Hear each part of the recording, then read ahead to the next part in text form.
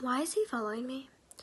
I lived in this hovel of an apartment for 3 weeks now, and that was enough to scare me out of here. Why, you may ask? Well, it all started the very first night there. I brought a suitcase holding a very spare amount of clothing because the look of the apartment scared me enough, so I planned for it to be a temporary home. The receptionist was kind enough and gave me a room key to room 22 on the 3rd floor.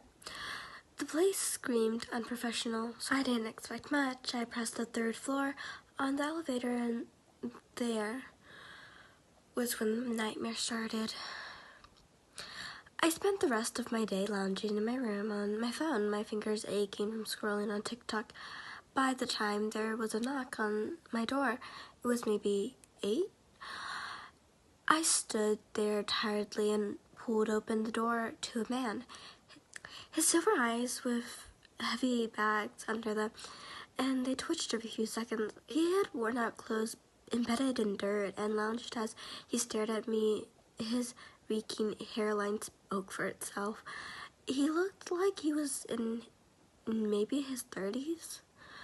I looked at his chest for a name tag of sorts in case he was an employee. He held my gaze for a good minute before I spoke. Hello? I muttered, staring at his blank expression. Hello, I said, more roughly, but the man just stared. I blinked and the man was just gone like that. I bit my lip, unsure what to think. Maybe I was imagining things. Maybe I needed my daily cup of coffee. Whatever it was, I decided to let it go and went to lay down on my bed. But that wasn't the last time I was going to see him. I fell asleep at maybe 9 and woke up at 6 to a loud banging at my window. I was sure it was going to shatter into a billion pieces, but it didn't. It held its place until the banging stopped. I don't know what I was thinking, not getting up to look at it. But that entire time I just laid in bed, my eyes wilted and the sound of shot through the air. I was tired and needed coffee. I headed down to the breakfast buffet, if you can even call it that. The options weren't very plenty. I grabbed the thing that looked the most like breakfast food, a turkey sandwich, but a buttload of mayonnaise, and an odd side of ketchup? Yep, that's right, the most breakfast food.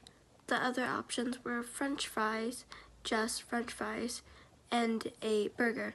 No coffee, not even tea. God, I was bound to go crazy in here. I sat down at a table full of crumbs and sighed.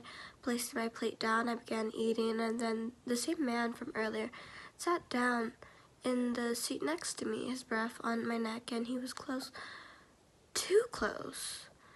I scooted away and said, Sir, I'm sitting here. You'll have to find another seat. The man said nothing and scooted closer. Sir, I almost yelled out. I had a very serious thing about personal space. I got pissed off with the man's antics and stood up with my plate to sit down somewhere else. The man followed and I got a new seat. He also followed. I growled, standing up and leaving the buffet. The man continued behind me like a ghost. I got into the elevator and he followed. I started to run down the hallway to my room. I unlocked the door and the man an inch behind me, his breath on my shoulder. I slammed the door on his face and I laid down into my bed. Loud banging noise and my door. He just wouldn't get a hint, would he? The same schedule continued for 2 days. Why was he following me? Everywhere I went. I got tired of this and just accepted I had a shadow. I went to the store, he came with. I went to the laundromat, he followed.